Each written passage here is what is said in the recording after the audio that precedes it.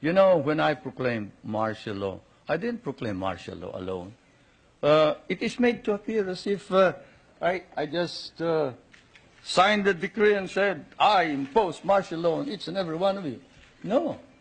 I asked the legislature to please pass a law proclaiming martial law because there was anarchy in the country.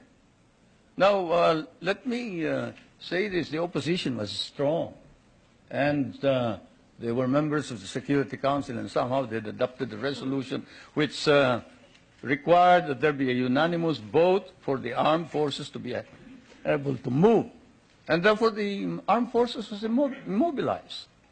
At the same time, I asked the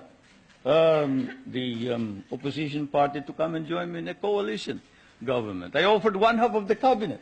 And of course, they laughed at me and said, why should we join you? We're going to take over the government. By the time you're through with the exercise, you're dead, politically and otherwise.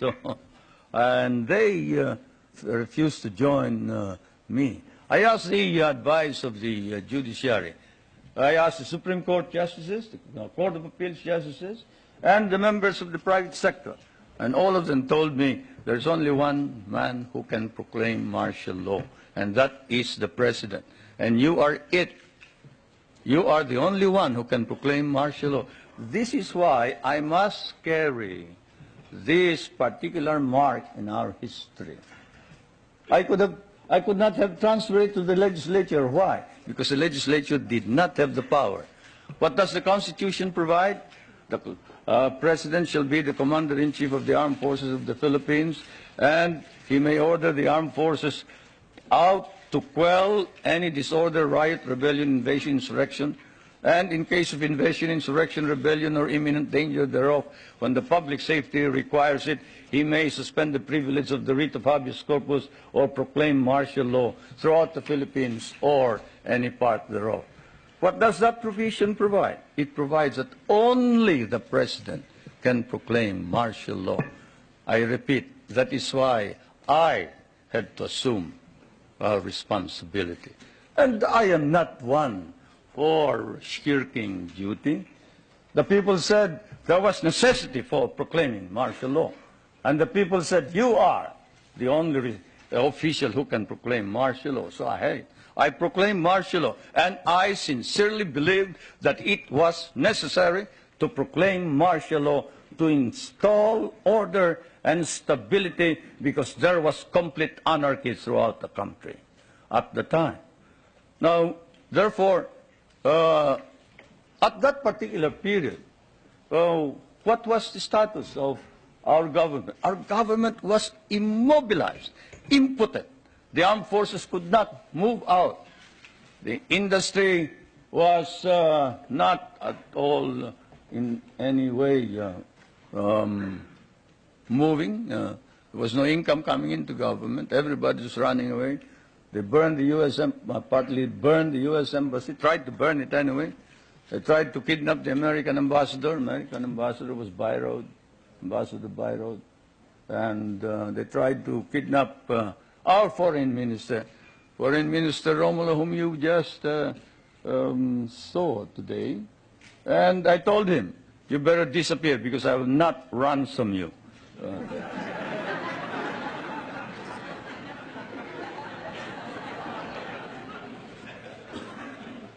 But whatever it is, they burned the Manila International Airport, they bombed the Supreme Court, they bombed the Constitutional Convention, they bombed the City Hall, they burned part of Malacanang Palace, they attempted to kidnap my children, they attempted to kill the President 8 times. There was, of course, an attempted assassination against the First Lady. You all know about that. And this required that I immediately act on it, and so I did. Now, we established land reform. We were fighting a group known as the Hukbalahap, Hukbong Nagpapalaya ng Bayan. It was socialist inclined. It was leftist. But they were friends of mine because we had fought in the Second World War together. And so I approached them and I said, look, I'm going to establish land reform.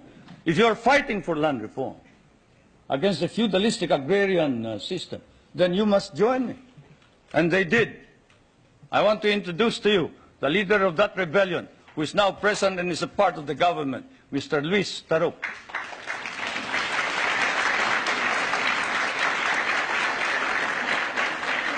He is a member of the National Assembly.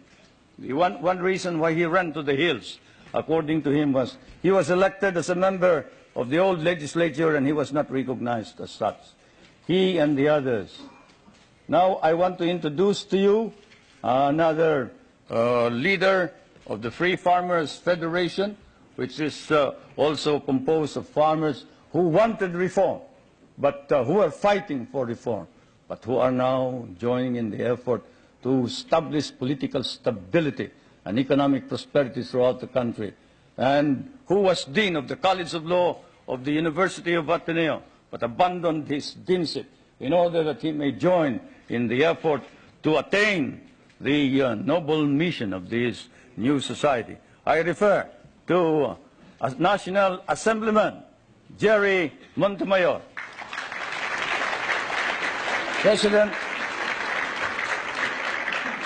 President of the Federation of Free Farmers of the Philippines. I would like to introduce also to you a young man who was very active against the government in 1972 and who paraded around the streets raising the flag of the Communist Party and organized the Kabataan Makabayan, which is the red organization of the youth. And this man is Nilo Tayag. Is he here? Anyway, he is somewhere around here. But they have all joined, all these activists, to prove to you that all these stories about our being oppressive against our enemies and our friends, they've all joined the government to help reform and drive out all the corrupt people in the government. We have an ombudsman. We are the only country with an ombudsman. You know what an ombudsman is. He is the officer who watches over the corrupt officials of government. And this man has charged more than 1,000 officers and employees and sent most of them to jail. Is Justice Pamaran here? He must be somewhere around. Where's Justice Pamaran? There he is. There's the ombudsman.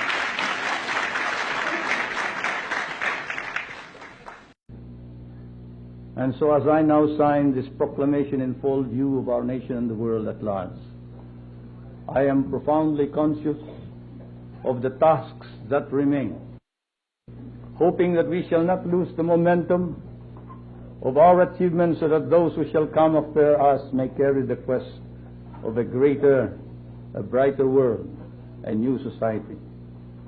I pray now and I ask you to pray with me, as I prayed 8 years ago, that I am doing, that we are doing the right thing by our people. For the end of martial law does not mean the end of our efforts, of our needed reforms, of our struggles, of our sacrifices. The passing of the martial necessity does not carry with it the passing of all the burdens, especially the heavy ones. There will be more tests for our capacity, for our resiliency, our strength as a people. Together we must pass these tests, surmount all crises. And so, as I have said, I sign in your presence proclaiming the termination of the state of martial law throughout the Philippines. I say, we have just begun.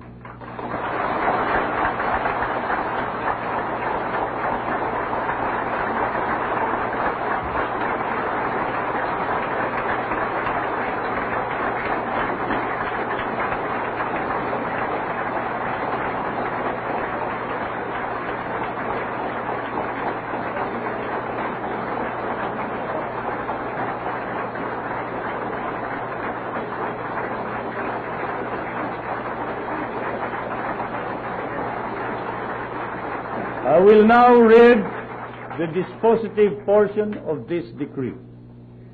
Now therefore, I, Ferdinand E. Marcos, President, Prime Minister of the Philippines, by virtue of the powers vested in me by the Constitution, do hereby revoke Proclamation 1081, proclaiming a state of martial law in the Philippines, and Proclamation number 1104, dated January 17, 1973, declaring the continuation of martial law, and proclaim the termination of the state of martial law throughout the Philippines, provided that the call to the armed forces of the Philippines to prevent or suppress lawless violence, insurrection, rebellion, and subversion shall continue to be in force and effect, and provided that in the two autonomous regions in Mindanao, upon the request of the residents thereof,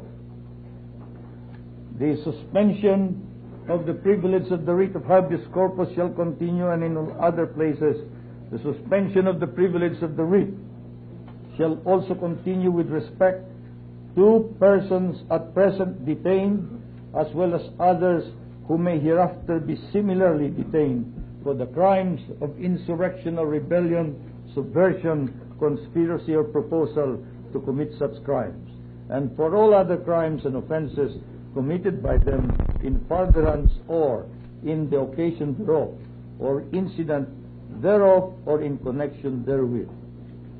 General Order number 8 is also hereby revoked, and the military tribunals created pursuant thereto are hereby dissolved.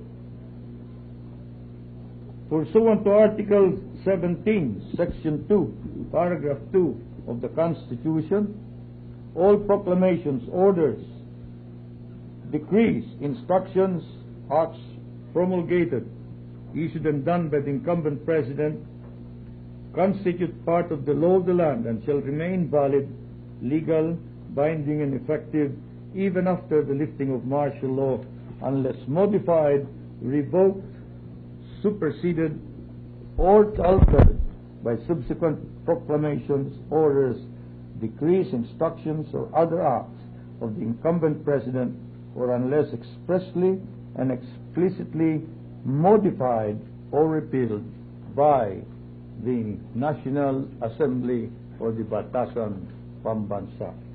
In witness hereof, I have set my hand and caused the seal of the Republic to be affixed on the 17th day of January 1981. Thank you.